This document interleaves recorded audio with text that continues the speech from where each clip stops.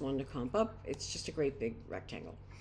So let me just show you. These are from week 16.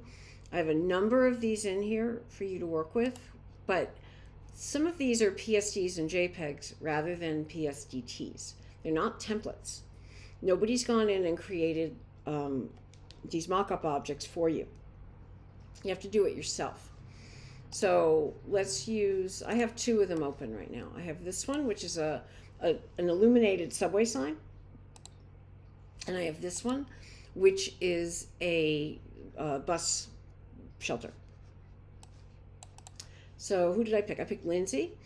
I grabbed hers, and in the same way that I've been doing this, I made a PNG of her file. File, export, PNG. And it's going to overwrite because I was practicing this video. I'm going to do 300 PPI. And it'll take a second. This is a large image and the background is quite complex. So there's my PNG file. Now this time I don't have a smart object that I'm working with, right? So I have to do this myself. So watch, I'm going to take the poster and pull it in. And I'm going to hit the return key so that I say yes to placing this file. Now, I'm going to scale this down, and I am not going to put my finger on the shift key. Because unlike InDesign and Illustrator, in Photoshop, if you want a proportional scale, you don't put your finger on the shift key. Why? Because they hate us. I don't know why. So I'm going to take this. Now, it's a smart object because I dragged it in. But I'm going to do something. I'm going to go Layer, Smart Object, Convert to Smart Object. I'm going to make it a smart object again. I'll show you why in 1 second. And then I'm going to go to Transform, and I'm going to go to Distort. Why am I doing that?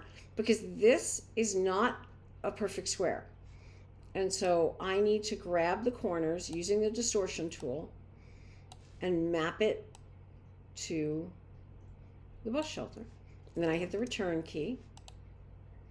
Now I have my Metropolitan Opera poster, and if I decided that I wanted to change it, that's the reason I made it a smart object again, because now if I double click, I can go in. If I made a change to the poster, say I found a typo, I could just go in and treat this. I've basically made my own template, and I can put the new smart object in. All right. So I can save this. And it's going to say, I can't save it as a JPEG anymore, because remember we started as a JPEG. I say that's okay, save it as a Photoshop file. So the reason it can't save it as a JPEG is because it has more than one layer. So it has to save it as a Photoshop document, a PSD file. So now I can go back to my portfolio. Here is my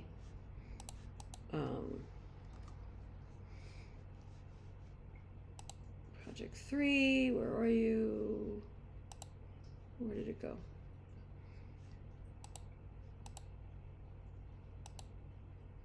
Where did I put that? Bad Chris, no biscuit. Where is this thing? Oh, here we go. It is Adobe Stock 1930. What I should have done, if I'd had a brain in my head, I would have renamed it Project 3 Comp, and I'll close the file, and then I'll come over here and I'll place it. Project 3 Comp. And again, object, fitting, fit content proportionally.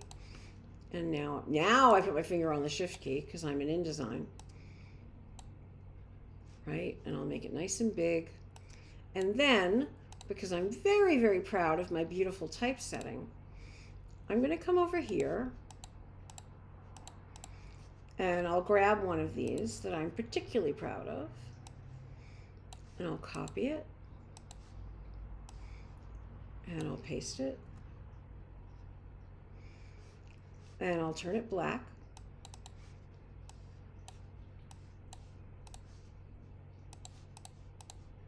and I'll cut it, out of this file. I'll go back to my portfolio. And I'll put it here. Maybe I'll make it a little bit bigger. Just to kind of show off a little bit. Like, look at my mad typesetting skills, everybody. And then if you wanted to do a process page, you could do another page and show your sketches and show your typeface choices and show your mood boards, whatever you put together for your mood board. By all means, feel free to show your process. But yeah, that is how I would do it. Okay. I want you to Slack me with questions. I want you to Slack me if you want to show me your portfolio. I'm always here for you.